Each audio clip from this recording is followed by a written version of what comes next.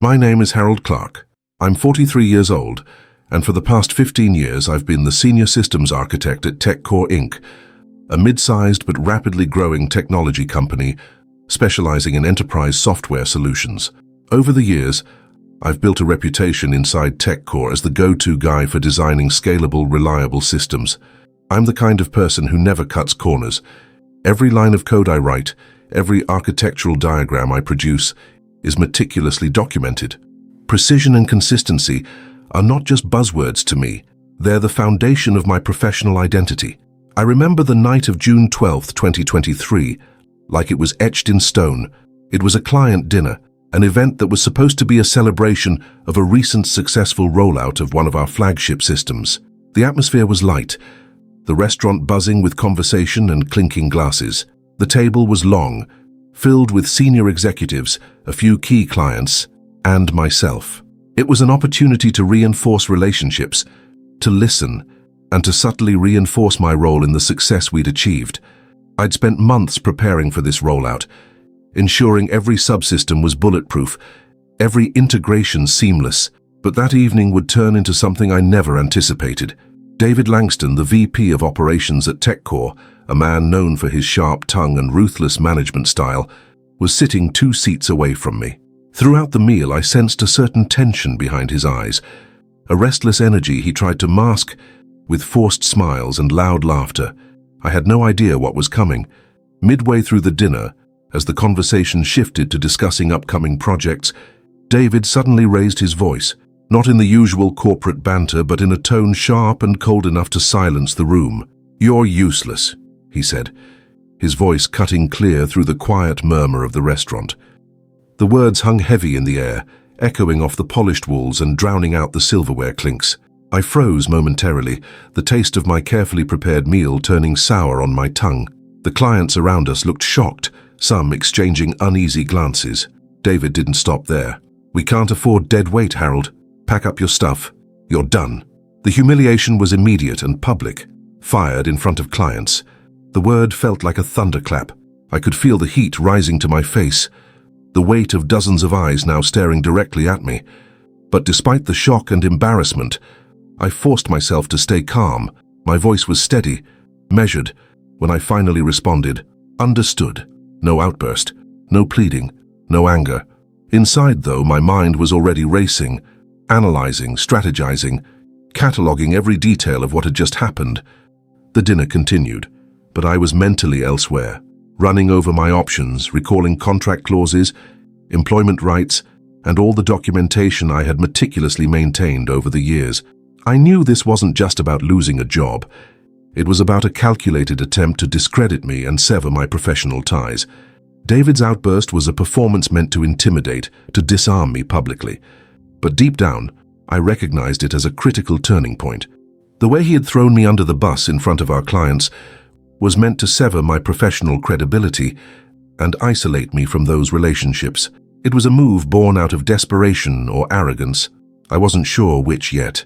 As the dinner wrapped up and polite small talk returned, I quietly packed my things, careful not to betray the storm of thoughts raging inside me. I exited under the polite, if puzzled, gazes of the clients, some offering sympathetic nods, others avoiding eye contact altogether. That night, as I sat alone in my apartment, the city lights blurred through the rain-streaked windows, I allowed myself a moment to process the shock. But beneath the initial sting was something else, a spark of resolve. I had spent years building a career on a foundation of precision and reliability. I would not let one public humiliation define me. The next steps I would take required patience, careful planning, and above all, calm professionalism. I knew that rushing into confrontation or letting anger guide me would only play into David's hands.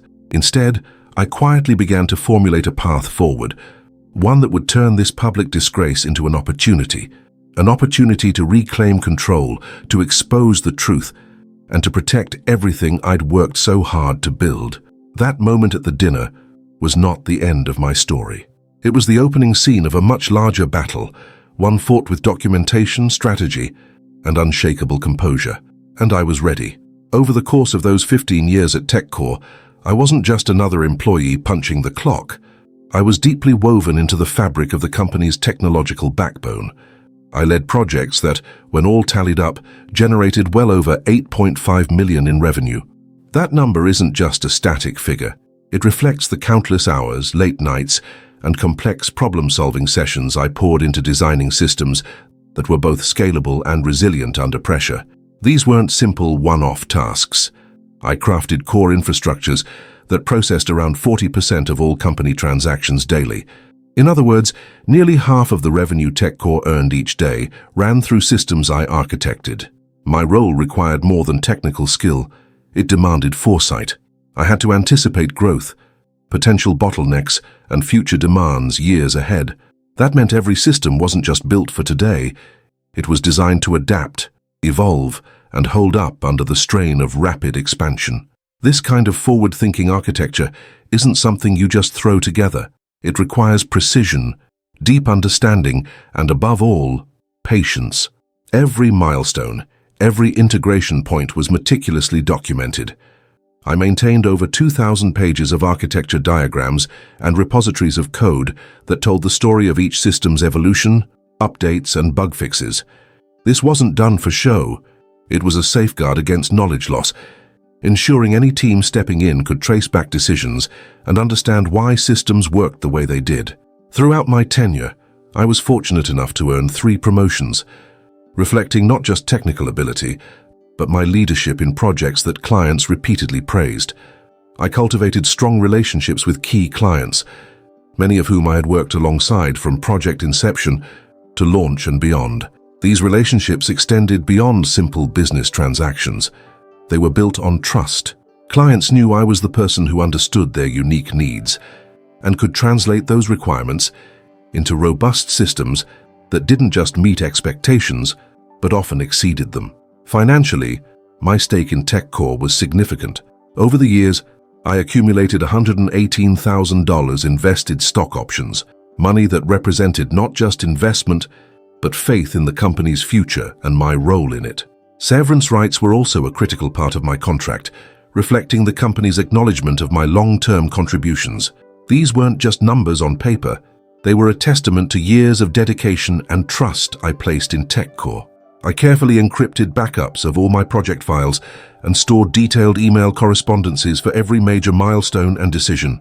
This was my armor, an unassailable record that preserved my professional integrity and the intellectual property I had created. What set me apart wasn't just my technical acumen, but the disciplined methodology I brought to every project. I didn't settle for good enough. Every integration, every system update, every line of code was scrutinized for potential failure points. This approach earned me respect internally, but it also made me irreplaceable. Many of the systems I designed became the backbone for client-facing applications critical to revenue flow, compliance, and user trust. When I think about those years, I remember the late nights debugging complex issues, the iterative design sessions with cross-functional teams, and the quiet satisfaction of seeing systems perform flawlessly under stress. I remember the phone calls with clients thanking me for quick turnarounds and system upgrades that saved their operations from downtime. I also remember the internal meetings where I advocated for best practices, emphasizing documentation and knowledge sharing as essential to the company's longevity. In hindsight, all this wasn't just about building systems. It was about building a career grounded in reliability, trust, and expertise. I knew that every documented plan and carefully written email might one day serve a purpose beyond project management. I just didn't expect that purpose would come so soon, and in the form of defending everything I'd built against an unprecedented betrayal. Yet through it all, the intrinsic value of what I created stood firm. The systems, the relationships, and the documented history I maintained were more than just professional assets. They were the keystones of my future strategy, the very tools I would need to reclaim my position and assert my worth in the face of public humiliation. This wasn't just about proving a point to David or TechCore. It was about safeguarding the trust I had earned from clients, protecting the intellectual property I'd developed, and ultimately, securing the financial stability that I had rightfully earned. And I was ready to use every piece of that detailed history to do exactly that. David Langston's decision to fire me wasn't made in isolation. It was the product of mounting pressure from TechCore's board to slash costs aggressively. I'd heard whispers in meetings, caught fragments of conversations about leaner teams and streamlining operations. David was under the gun, desperate to show quick wins, and in his eyes, I was a costly liability. It wasn't about performance, it was about dollars and cents on a spreadsheet. He wanted to replace me with a cheaper, less experienced group, junior engineers fresh out of college, or contractors who demanded far less compensation. It was a classic cost-cutting gambit, but one with profound risks. The systems I'd built were complex, deeply intertwined with proprietary processes and customized integration points. No one outside my team fully understood their architecture. David's plan hinged on the assumption that these junior staff could quickly pick up where I left off, or that the company could muddle through the inevitable downtime without serious repercussions. What David overlooked was the critical nature of my knowledge, the years of tacit understanding embedded in every line of code and every design decision. The systems weren't off the shelf. They were bespoke solutions tailored to TechCore's unique workflows and sensitive data transactions. Without careful knowledge transfer, which David deliberately sidestepped, the risk of catastrophic failures was enormous. The public firing at the dinner was more than just a power move. It was a calculated attempt to discredit me in front of clients and colleagues, to sever my professional reputation and isolate me from the business relationships I'd nurtured over more than a decade. David wanted to send a message that I was dispensable, replaceable, even useless, but it was also a tactic to undermine my leverage. If I was publicly disgraced, my ability to demand severance or claim owed stock options could be questioned or ignored. I soon uncovered, through internal documents and whispered conversations with trusted colleagues, that David had orchestrated this entire move with cold calculation. He had drafted termination paperwork that ignored the severance clauses embedded in my contract. Worse, he attempted to withhold nearly $118,000 in vested stock options, money that rightfully belonged to me after years of dedicated service. These weren't small oversights. They were deliberate violations of the legal agreements we'd signed. David's arrogance extended further. He neglected to consider a non-compete clause tied to severance payouts, a clause that protected me from being sidelined in the industry unfairly.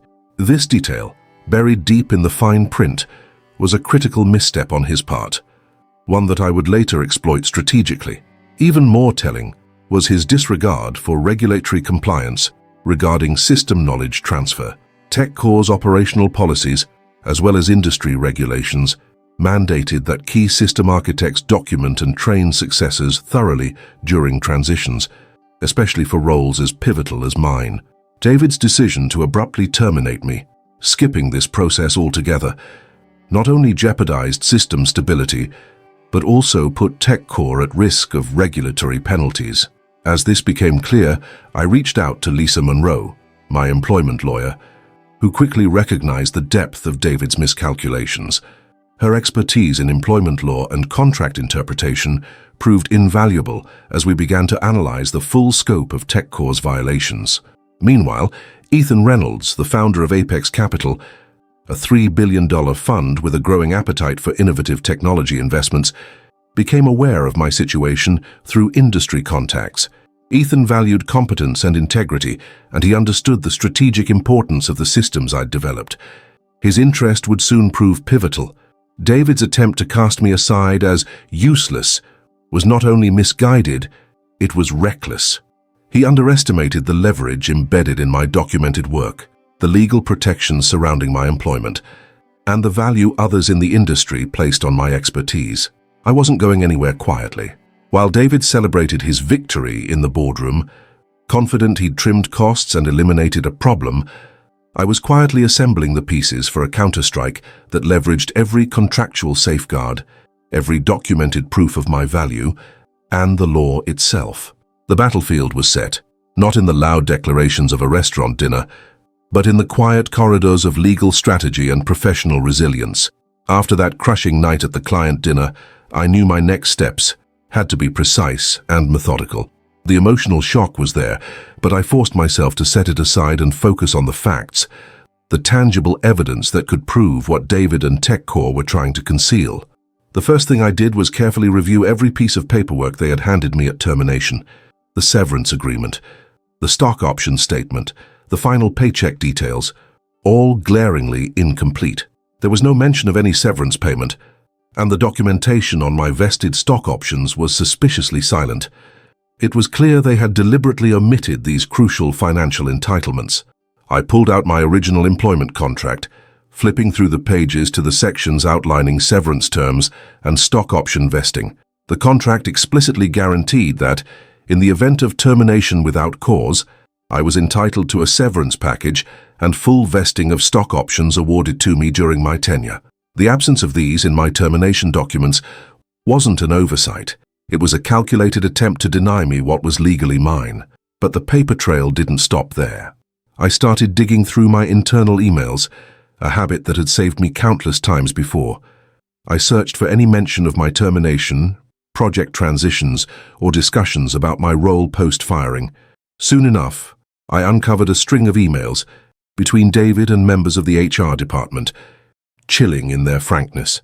In one, David explicitly instructed that my departure be immediate and that no formal knowledge transfer plan be arranged.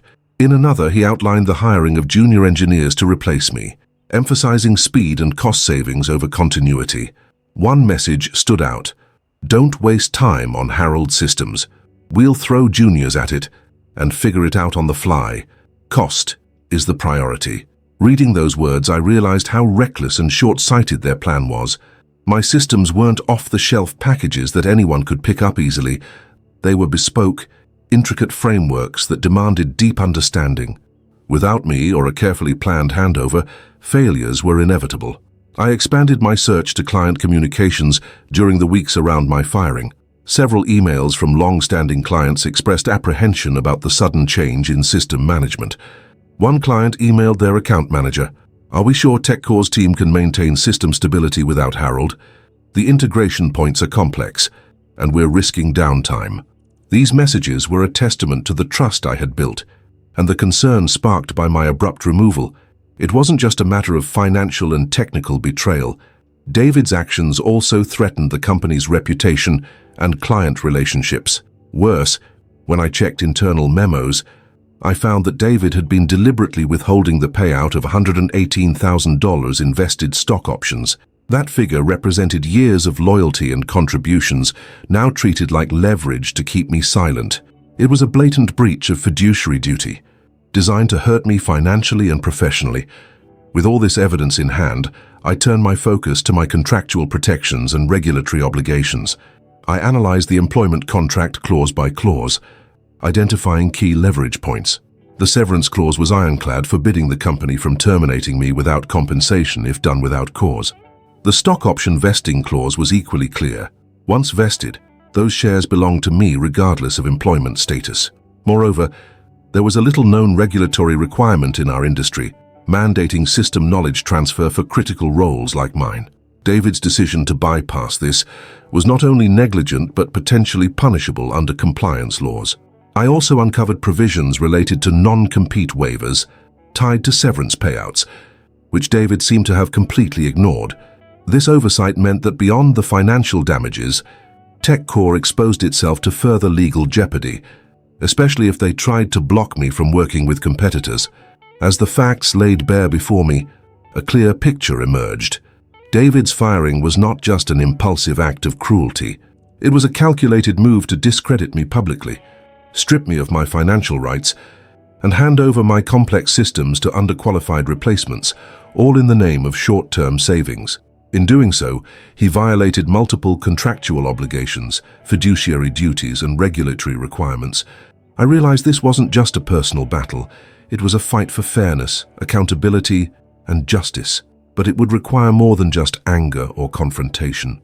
I needed allies who could help me navigate the legal and professional labyrinth ahead. That's when I reached out to Lisa Monroe, a seasoned employment lawyer who immediately grasped the depth of the violations.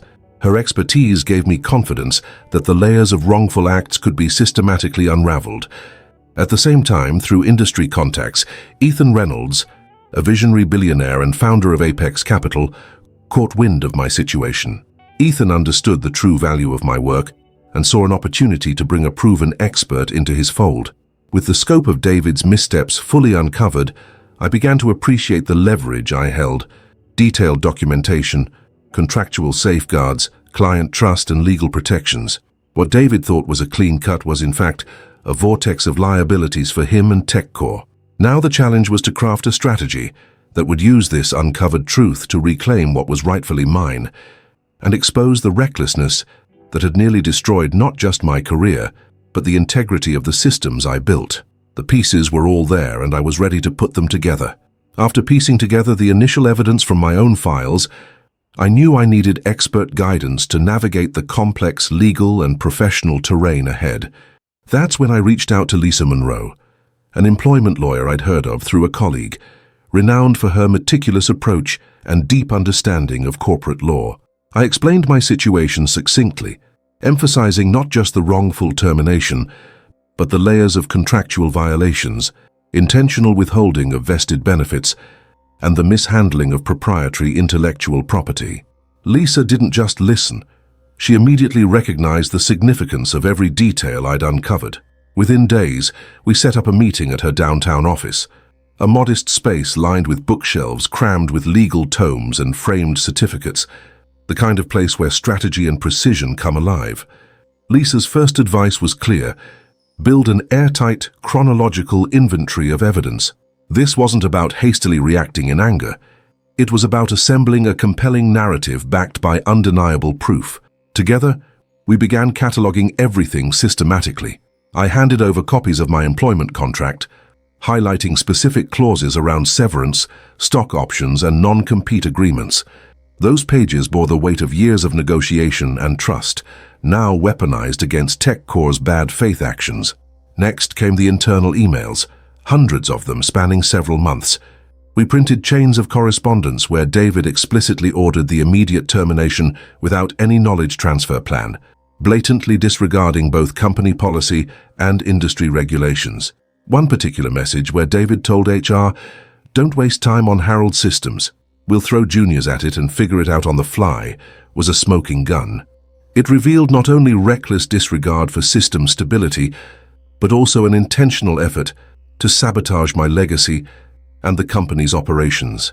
I also compiled client communications that spoke volumes about the impact of my abrupt removal. Emails from clients expressing doubts about the stability of their systems without my oversight were especially telling. These notes weren't casual complaints. They were formal expressions of concern, highlighting the risk TechCore was taking by sidelining their trusted architect.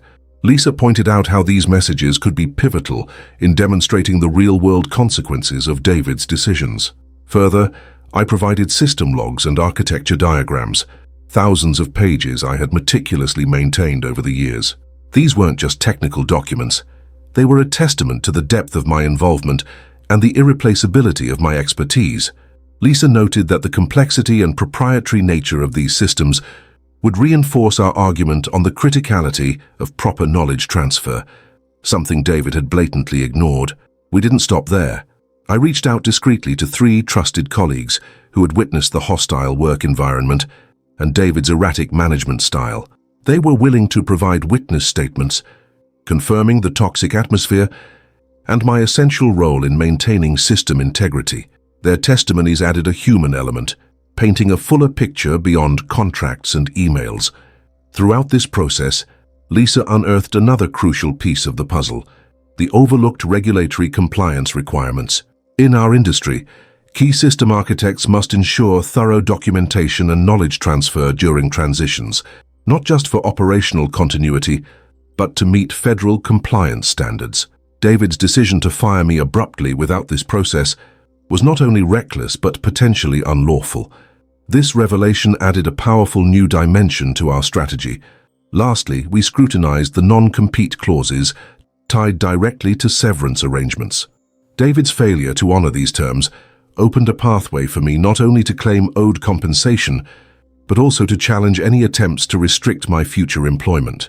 Lisa explained that this oversight on his part could expose TechCore to additional liability, strengthening our position at the negotiation table.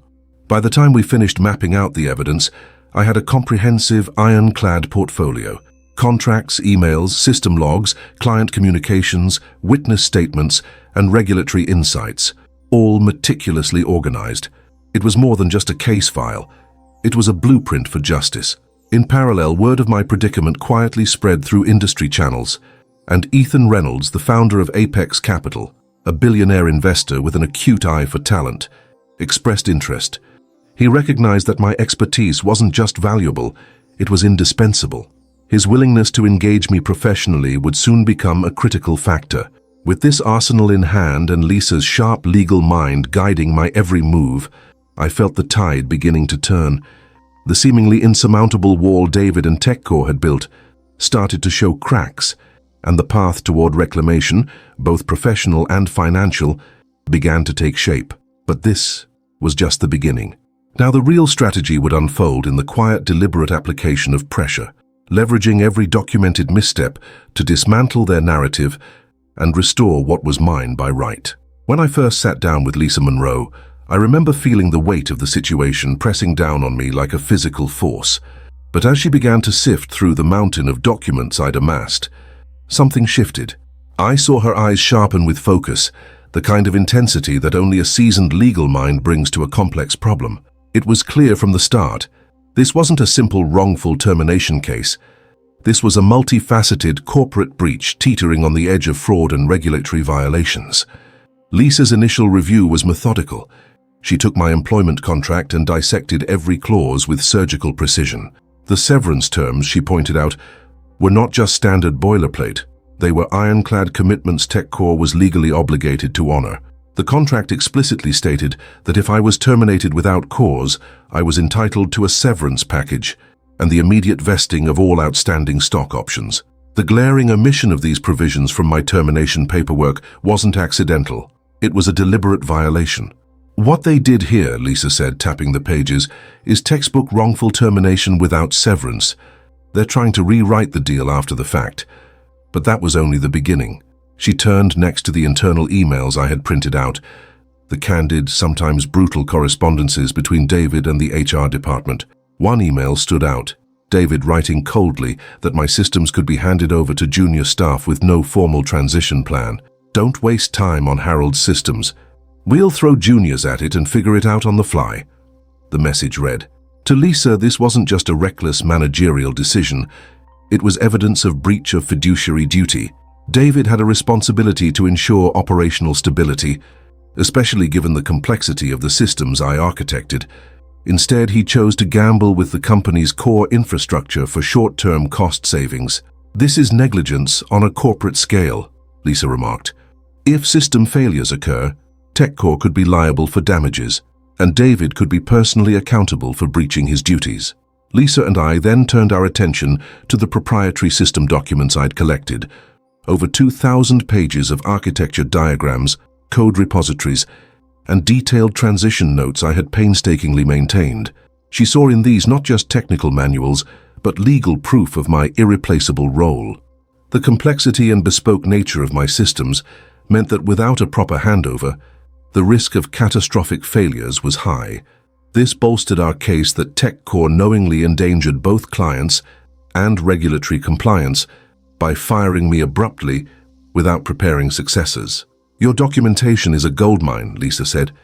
It shows you weren't just an employee, you were the linchpin holding their systems together. We also reviewed client communications, emails from worried clients questioning TechCore's ability to maintain system stability without my oversight. These messages were more than whispers of doubt. They were formal expressions of concern that could be legally leveraged to demonstrate the real-world risks David's actions imposed on the company's business relationships. Lisa noted, these client concerns will be crucial in showing how your termination jeopardized TechCore's contractual obligations to their clients. To add depth to our case, I arranged for statements from 3 trusted colleagues who had witnessed the hostile work environment David fostered. Their testimonies confirmed the toxic atmosphere and my central role in maintaining system integrity. Lisa explained how these human elements added credibility and context that contracts and emails alone couldn't provide. A critical breakthrough came when Lisa identified a regulatory compliance angle I hadn't fully appreciated. In our industry, federal and state regulations require comprehensive knowledge transfer for key system architects during employment transitions. David's decision to abruptly terminate me without any such process was not only operationally reckless, but potentially violated these regulations. This opened a path to regulatory complaints that could apply additional pressure on TechCore. Lisa clarified the stakes. This compliance breach exposes TechCore to fines and sanctions. It's another lever we can use. Lastly, Lisa scrutinized the non-compete clause tied to severance arrangements, a detail David had completely ignored. This clause was designed to protect me from unjust restrictions after termination, provided severance was paid. David's failure to honor this clause not only violated our contract, but exposed TechCore to further legal liability, especially if they tried to block me from working with competitors or pursuing my career elsewhere. This oversight could be TechCore's undoing, Lisa said decisively. Head gives us a strong position to challenge any future restrictions and to demand immediate severance. After weeks of painstaking review, we had assembled a comprehensive, airtight case, clear evidence of wrongful termination without severance, breach of fiduciary duty by reckless operational decisions, deliberate withholding of vested benefits, and violations of regulatory knowledge transfer requirements.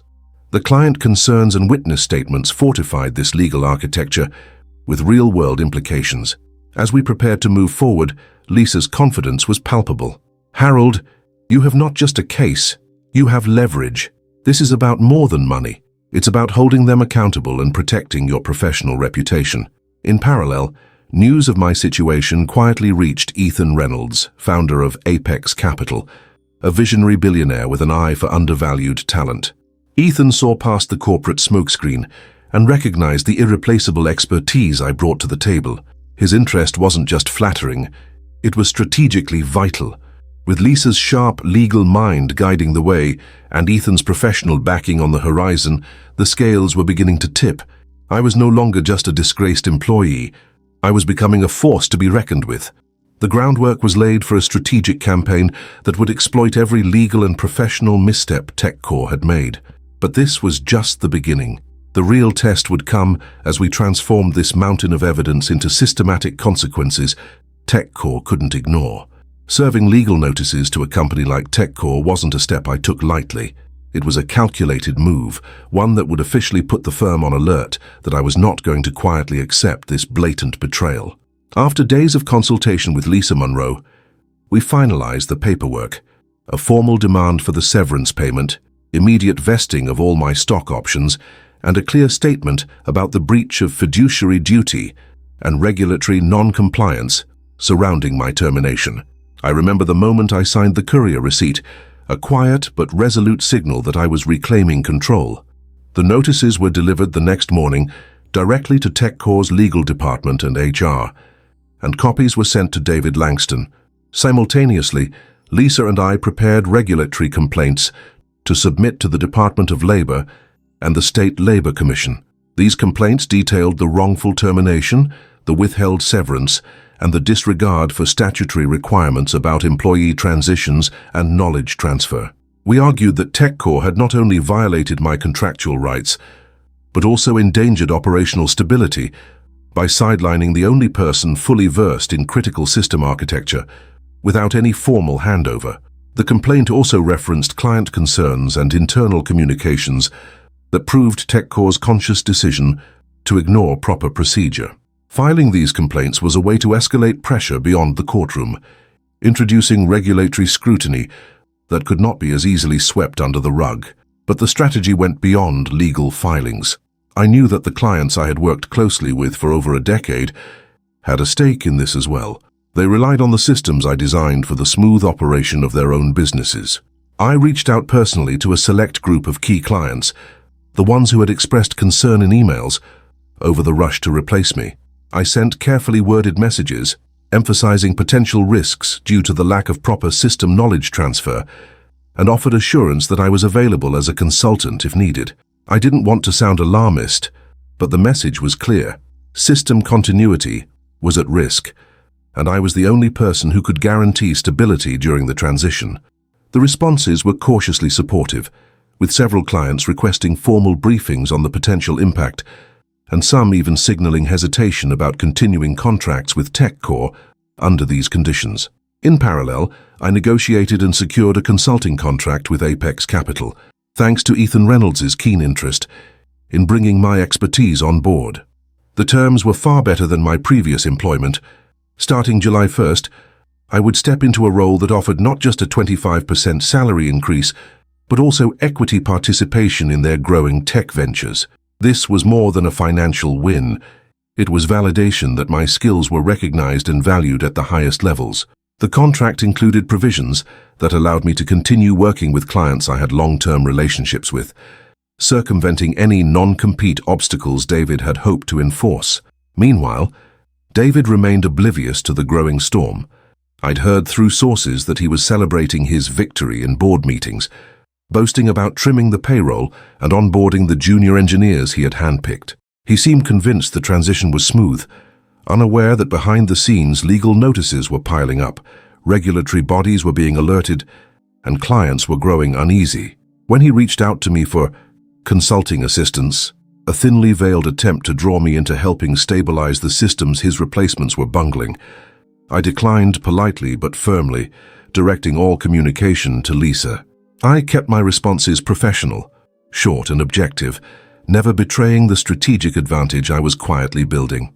All the while, I continued to finalize transition documents and system handover notes, documents I knew would later serve as evidence that TechCore had deliberately bypassed proper knowledge transfer protocols. On the surface, I was cooperating, but my mind was calculating every step, every detail as I laid the groundwork for the campaign that would systematically dismantle the false narrative David had spun around my dismissal. The contrast between David's public swagger and my quiet, methodical preparation couldn't have been starker.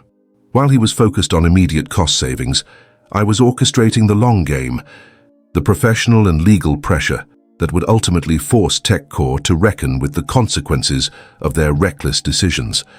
I felt a steady confidence growing inside me, rooted in the knowledge that the arsenal of evidence, legal protections and professional alliances I'd gathered was formidable. This wasn't just about reclaiming what was mine. It was about ensuring that the system, and everyone who depended on it, would not suffer because of one man's arrogance. As the weeks passed, the stage was set, legal notices served, regulatory complaints filed, client concerns voiced and a solid consulting contract secured. The calm before the storm. The battle was just beginning. Within weeks after my abrupt firing, the first signs that David's reckless gamble was unraveling began to surface. The junior engineers he had hastily thrown into my position struggled to navigate the labyrinthine system architecture I'd spent years meticulously crafting. It wasn't just a steep learning curve. It was a full-blown operational crisis waiting to happen. I started receiving tentative emails from some of the key clients I'd worked with for years. Their tone was cautious, layered with concern. One message from a long-term client read, "Harold, since your departure, we've experienced intermittent outages and data sync errors that have never occurred before. We're worried about the system's reliability moving forward." Another client expressed doubts more bluntly. TechCore's responsiveness has dropped dramatically. We were assured of stability, but since the team change, we're seeing delays and increased bugs. This is jeopardizing our own service commitments. The weight of these messages was immense. I knew the undertrained replacements didn't have the depth of knowledge or the comprehensive documentation needed to maintain these complex subsystems without frequent missteps. The systems processed critical transactions for high-stakes financial clients. Downtime wasn't just inconvenient, it was costly, damaging reputations and bottom lines. Internally, I could almost hear the creeping chaos. The logs I secretly monitored, secured from remote access I still had, told the story of cascading failures, misconfigured load balancers, cascading database deadlocks, and erroneous failover triggers. Every screw-up pointed back to the absence of thorough knowledge transfer and a lack of experience among the new staff. These were not minor glitches. They were the kind of failures that could tear apart client trust overnight. As the technical troubles mounted, the business consequences followed swiftly. Several major clients paused their contracts, citing operational risks and increasing instability as reasons. One client's CEO called directly to the account manager, pressing for explanations and assurances that proved impossible to deliver without my involvement. The message was clear. TechCore was hemorrhaging credibility, and the very clients who once championed our systems were now questioning their future with the company. Meanwhile, the Department of Labor began their inquiry into my case. The legal complaints Lisa and I had filed were moving through the bureaucratic channels, and I sensed the undercurrent of official scrutiny intensifying. It wasn't just corporate HR fumbling through paperwork anymore. Regulatory investigators were starting to look closely at TechCore's termination practices, severance omissions, and adherence to employment laws. This external pressure added a new layer of complexity to the situation. David, seemingly unaware of the growing storm, began reaching out to me with increasing urgency. His messages, first polite and distant, escalated into desperate pleas masked as professional requests. "Harold, we're facing some critical system issues. Your expertise could help stabilize the environment during this transition. Please consider consulting with us." I read between the lines. He was panicking as the cracks widened in his carefully constructed facade. But I refused to engage directly. Each of David's requests was met with a succinct reply. All communications should be directed to my legal counsel. I documented every interaction meticulously, knowing these exchanges could prove critical in the legal battles ahead. It was important to maintain my professionalism while keeping a firm boundary, refusing to rescue a situation created by deliberate negligence. Behind the scenes, I continued to work with Lisa to compile evidence of the mounting operational failures and the resulting client dissatisfaction. We gathered system logs showing error spikes after my departure, emails from clients escalating concerns, and internal memos hinting at increasing pressure within TechCore's management to fix the mess. The narrative was becoming clear. David's short-sighted cost-cutting had unleashed a professional disaster. The impact on David was palpable even from a distance. Word filtered back through colleagues and industry contacts that his confidence was eroding. Where once he had boasted about trimming payroll and onboarding new staff, now he faced growing criticism from TechCore's board and escalating client complaints. He was caught in a tightening noose of legal challenges, regulatory investigations, and operational failures, all consequences of his reckless decision to discard expertise in favor of cheap labor. While the company's public face continued to spin a story of stability and forward momentum, the reality was far grimmer. The systems I built were faltering without proper stewardship, clients were wavering, and legal pressures mounted relentlessly. The carefully orchestrated facade David had constructed was beginning to crumble, revealing the cost of his arrogance and short-sightedness. In this quiet but pivotal phase, I held on to my composure. I responded to all external inquiries with measured professionalism, carefully timed communications, and unassailable evidence. I refused to be baited into rash actions or public disputes. Instead, I let the facts speak for themselves, through system failures, client unease, regulatory investigations, and my growing legal case. The first consequences of David's miscalculation had arrived, and they were just the beginning. The storm gathering over TechCore was no longer theoretical. It was a tangible, escalating crisis, one that would test the limits of their governance and the strength of my resolve. The question now wasn't whether David's reckless firing would backfire, but how far the ripple effects would spread before all parties confronted the fallout. The moment I filed the lawsuit against TechCore felt like a pivotal turning point, one where the quiet storm I'd been building finally assumed a formal shape. The claim was clear and uncompromising: $350,000 in damages, encompassing lost wages, unpaid severance, withheld stock options, and the reputational harm inflicted by that humiliating public firing. It wasn't just a financial statement. It was a declaration that I would not be erased or dismissed without consequence. Lisa Monroe and I had crafted the complaint with painstaking care. Every violation, every contractual breach, every shred of evidence was meticulously laid out. The wrongful termination without cause was the foundation, but the case was far more nuanced. We documented TechCore's failure to honor severance terms explicitly stated in my contract, the illegal withholding of vested stock options worth $118,000, and the breach of fiduciary duty by David Langston, whose reckless management endangered the company's stability. These weren't just abstract legal points. They were violations that had real-world repercussions on my career, finances, and professional standing.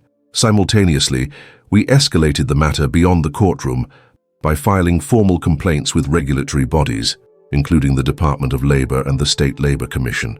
These agencies began investigations into TechCore's employment practices, scrutinizing the company's handling of my termination, severance omission, and disregard for mandated knowledge transfer protocols. The regulatory inquiry added a level of official oversight that TechCore hadn't anticipated, threatening fines and sanctions that could impact the company's reputation and bottom line. What was particularly powerful was how these legal actions intertwined with the operational reality unfolding inside TechCore. As weeks passed, system failures multiplied, the result of untrained junior engineers stumbling through the complex architecture I'd designed. Critical outages, data inconsistencies, and synchronization issues that I'd warned would occur started affecting clients directly.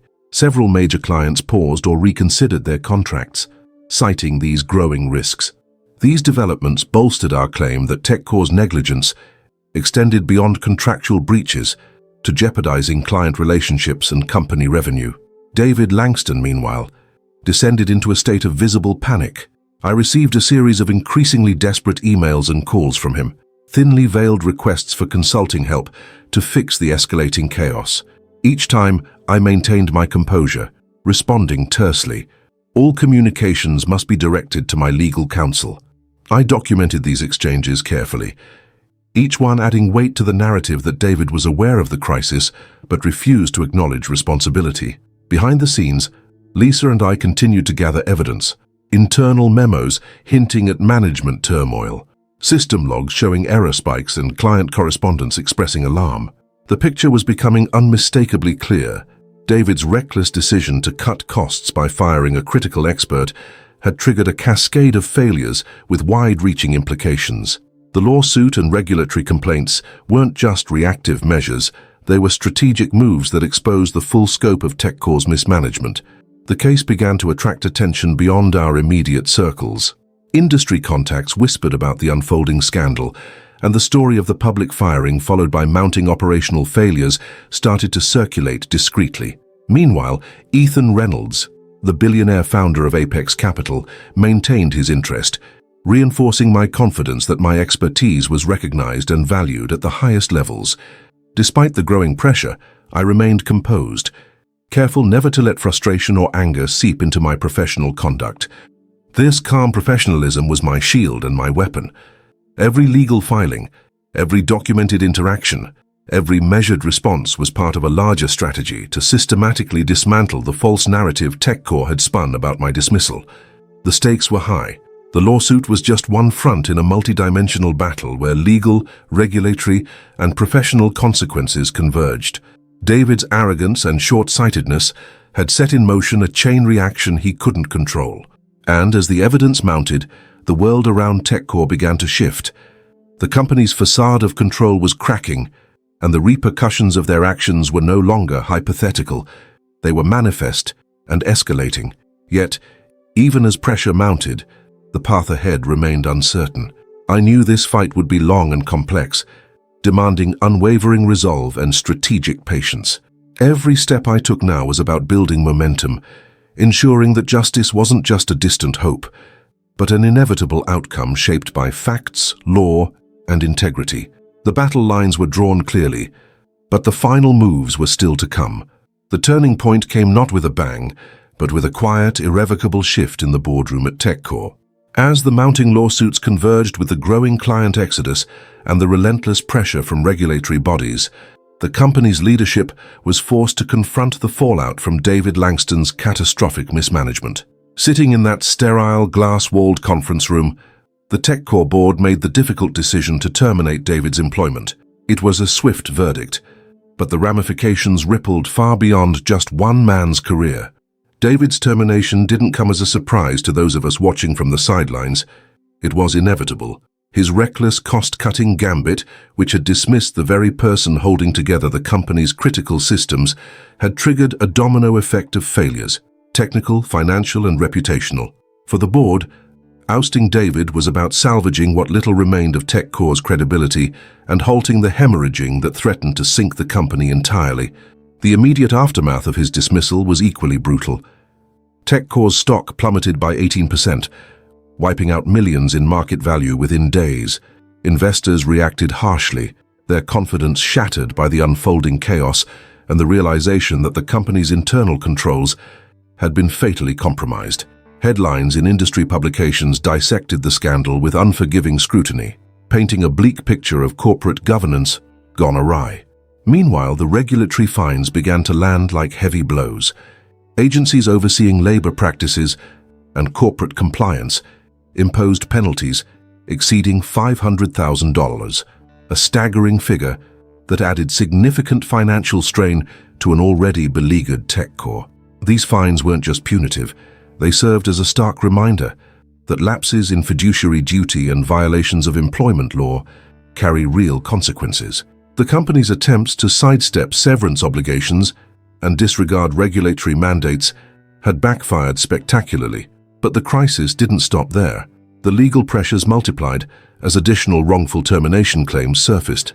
Former employees, emboldened by the unfolding revelations, came forward with allegations of systemic issues under David's leadership, claims of hostile work environments, arbitrary dismissals, and contract breaches.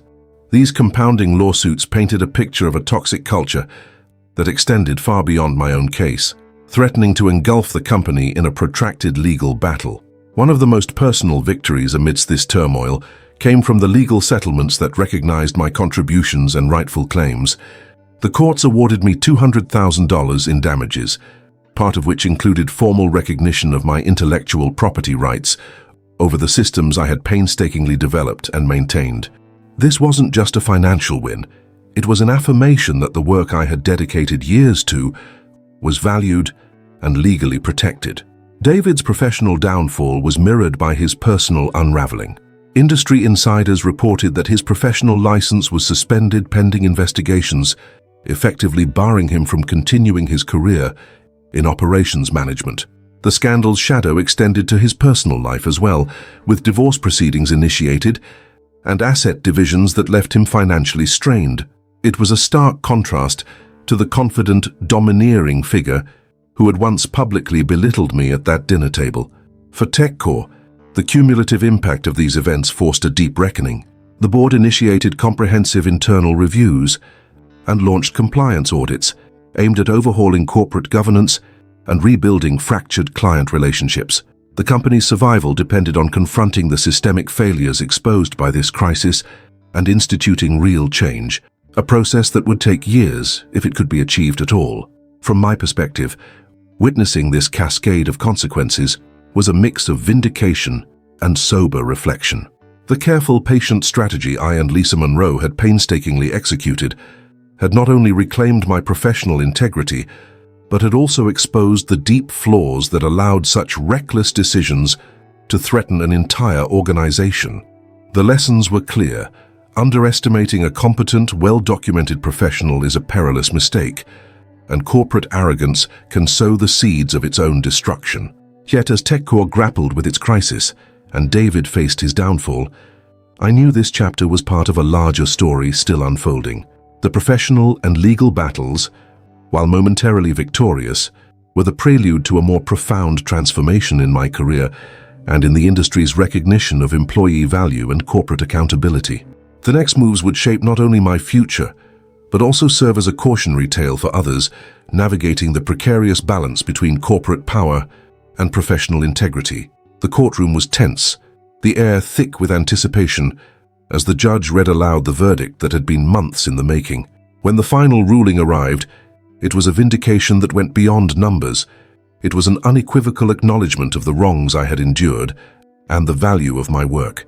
The courts awarded me $425,000 in combined damages and severance, a sum that covered not only the financial losses from withheld wages and stock options, but also compensation for the reputational harm inflicted by David Langston's humiliating public firing.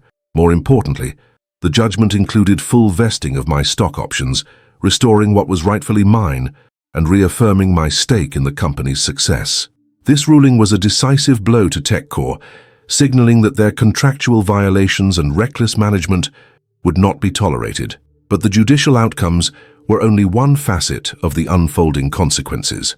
Regulatory agencies, alerted by our thorough complaints, had launched their own investigations into TechCore's employment practices and operational compliance. The Department of Labor, in particular, found that TechCore had flagrantly ignored mandatory severance pay obligations and the critical knowledge transfer protocols required by industry regulations. Their findings were damning, concluding that the company's actions had not only harmed me, but also jeopardized system stability and client trust. As a result, TechCore faced substantial financial penalties, a $750,000 fine levied for violations of labor laws and compliance failures. Beyond the monetary hit, the company was mandated to undergo comprehensive compliance audits over the next 2 years. These audits would scrutinize their internal policies, termination procedures, and operational safeguards, ensuring that the reckless disregard demonstrated under David Langston's tenure would not be repeated. It was a regulatory wake-up call that forced the company's leadership to confront systemic issues and implement reforms under strict oversight. The courtroom victory and regulatory repercussions sent shockwaves throughout the industry. TechCore's board was compelled to overhaul their management team, fully severing ties with David Langston, who was effectively blacklisted across corporate circles. His professional reputation, once built on power and control, was irreparably damaged. Major clients severed their contracts with TechCore, wary of associating with a firm implicated in such mismanagement. Industry publications dissected the case extensively, highlighting it as a landmark example of corporate negligence and the risks of undervaluing key technical personnel. Amidst this upheaval, my professional standing soared. Apex Capital, recognizing the strategic advantage of having me in their corner, increased their investment in my consulting firm substantially. The deal granted me a 15% equity stake, reflecting not just a vote of confidence, but a partnership built on mutual respect and shared vision. This new role allowed me to influence high-stakes fintech infrastructure projects, applying the lessons learned from my ordeal to build resilient, scalable systems for some of the world's most demanding financial clients. Beyond the immediate financial and professional benefits, my case became a beacon within employment law and corporate governance circles. Conferences and seminars included detailed analyses of the TechCore scandal as a cautionary tale, emphasizing the vital importance of thorough documentation, contractual clarity, and ethical leadership. Legal experts cited the case when advocating for stronger employee protections and stricter enforcement of regulatory requirements. The episode sparked broader conversations in boardrooms and HR departments about the true cost of dismissing experienced, meticulously documented professionals. For me, the months following the verdict were a time of reflection and renewed purpose. The fight had been arduous, yet it underscored the power of patience, precision, and calm professionalism. The strategic assembly of evidence and legal expertise had not only reclaimed my rightful compensation, but had also exposed systemic flaws that, if left unchecked, could have led to even greater corporate disaster. While the courtroom doors had closed on this chapter, the ripple effects continued to shape my career and the industry's understanding of employee value. What began as a public firing intended to humiliate and discredit had instead unveiled a blueprint for justice, a methodical, evidence-driven approach that held power accountable and redefined what it means to be indispensable in a complex, high-stakes corporate environment. The battle for fairness was far from over, but this victory marked a pivotal turning point, one that would inform every professional and legal challenge I faced moving forward. Today I lead a thriving consulting practice backed by Apex Capital, a partnership that's transformed not just my career, but my entire outlook on professional resilience and strategic growth. When I reflect on where I was just a year ago, fired publicly, stripped of my role and facing a future clouded by uncertainty, it's almost surreal to see how far things have come. My consulting firm now focuses on fintech infrastructure, a niche where the stakes are incredibly high and precision is non-negotiable. Every day I apply the lessons learned from my own ordeal to help clients build systems that are not only robust and scalable, but also deeply compliant with regulatory frameworks that many overlook until it's too late. Equity participation with Apex Capital has been a game changer. Owning a meaningful stake in the ventures I help shape brings a different kind of motivation, far beyond paycheck numbers. It's about having a voice in strategic decisions, the ability to influence product roadmaps, and the freedom to innovate without the bureaucratic constraints I once faced. Financially, I'm earning about 30% more than before, which is a tangible validation of my worth and the market's recognition of my expertise. But more than the numbers, the opportunity to contribute at a high level while maintaining a balanced schedule has been restorative. After years of relentless pressure and late nights buried in complex system architecture, I now have the flexibility to manage my time thoughtfully, balancing work with personal pursuits and family. What feels most rewarding is the professional respect I've reclaimed and expanded. The ordeal with TechCore was a crucible that tested my patience, my resolve, and my faith in due process. It reinforced for me the irreplaceable power of meticulous documentation and contractual literacy. Every architecture diagram, email, and legal clause that I had carefully preserved became a cornerstone of my defense and ultimately my victory. It's a reminder that in the world of high-stakes technology, competence paired with strategic foresight can outmaneuver even the most ruthless corporate tactics. My case has also opened doors beyond my immediate consulting work. I've been invited to speak at industry conferences and legal seminars, sharing insights on how systematic documentation and measured professionalism can serve as powerful tools for career protection and advancement. These forums have allowed me to connect with a broader network of professionals who faced similar betrayals or challenges, building a community focused on raising industry standards around employee rights and corporate governance. At the heart of this transformation is a simple but profound lesson. Calm professionalism and measured patience are not signs of weakness, but strategic strengths. The initial shock of public humiliation could have derailed me, but I chose to channel that energy into building a methodical, evidence-based response. I never let anger or impulsiveness dictate my actions. Instead, I relied on facts, contracts, and legal frameworks, aligning with experts like Lisa Monroe and allies like Ethan Reynolds, who believed in the value of integrity and expertise. Looking back, the experience has reshaped how I view power dynamics in the workplace. It underscored the risks that come with undervaluing seasoned professionals, especially those who hold institutional knowledge, critical to operational success. It also highlighted the importance of protecting intellectual property and ensuring that employment contracts are not just signed but fully understood and leveraged when necessary. Above all, it reaffirmed that justice often unfolds not through confrontational outbursts, but through careful, strategic persistence. Today, my focus is on growth, both personal and professional. I continue to develop cutting-edge system architectures that set benchmarks within fintech, ensuring clients never face the kind of instability that once threatened TechCore. My partnership with Apex Capital means I'm involved in high-impact projects with direct influence on the future of financial technology infrastructure. This is a role I never envisioned when I sat at that dinner table, hearing the word useless ring out in front of clients. Yet, it's exactly where I was meant to be. The road ahead remains full of possibilities. I remain vigilant in my commitment to detailed documentation and contractual rigor, knowing these practices safeguard not only my career, but also the systems and people I work with.